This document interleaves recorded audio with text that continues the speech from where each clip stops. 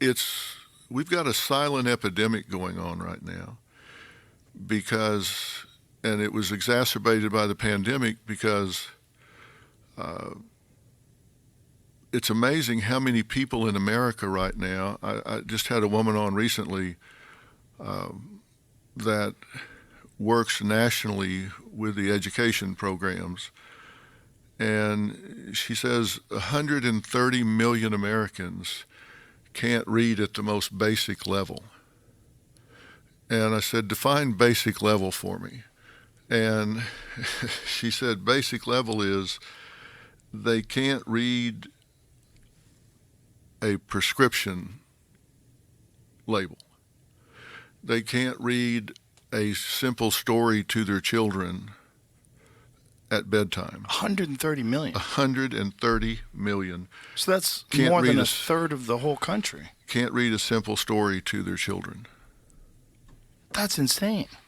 It's really that many? Yeah, this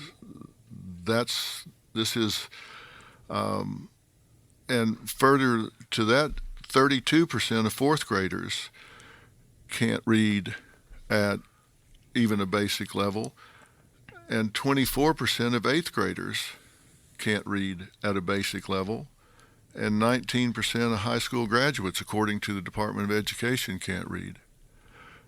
Graduates. Now, how does that work? You're graduating high school, but you can't read at the most basic level. So when I'm saying there's a silent epidemic,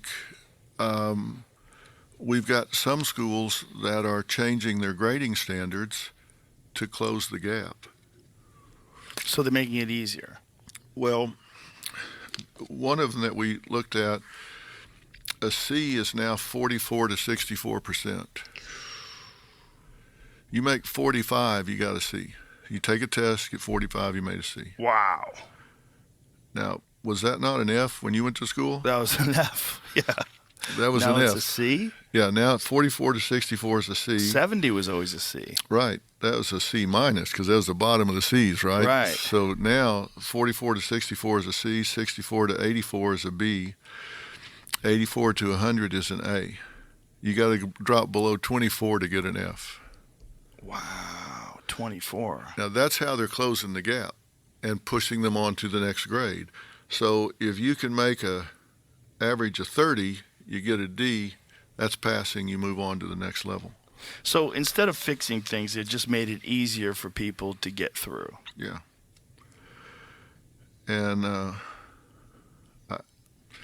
I don't see how that's going to work. No. I mean, if you were a real conspiracy theorist and you really wanted to believe that there was someone that was trying to destroy America from within slowly, this would be the way to do it.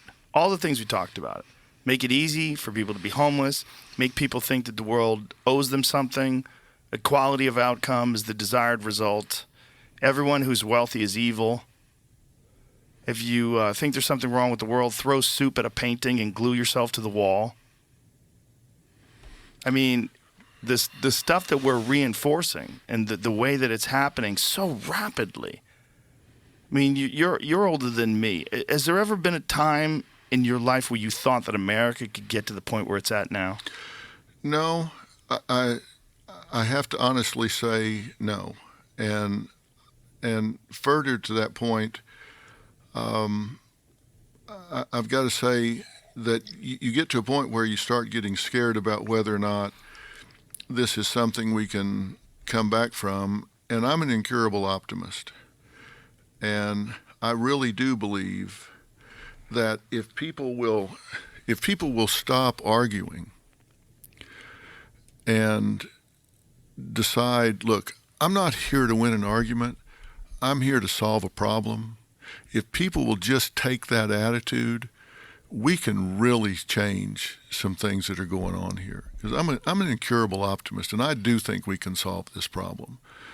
And we've got a lot of kids right now that are experiencing anxiety, depression, and homelessness at the highest levels that we've had since we started keeping records of this kind of thing, which is not that long ago. It's not like since the 1700s. We've just been keeping these records for, I think they really started keeping good records in the maybe since 12, somewhere back in there. But these are the highest levels that we've seen. And the pandemic didn't cause that, but it really spiked it because these kids were out of school and they got really scared of the pandemic. They lost loved ones. They were afraid of this invisible monster out there. We're going to have to deal with that. And we're going to have to deal with the fact that they lost a lot of time and a lot of learning that put them further behind than we already were. And you said something's got to happen for people to come together.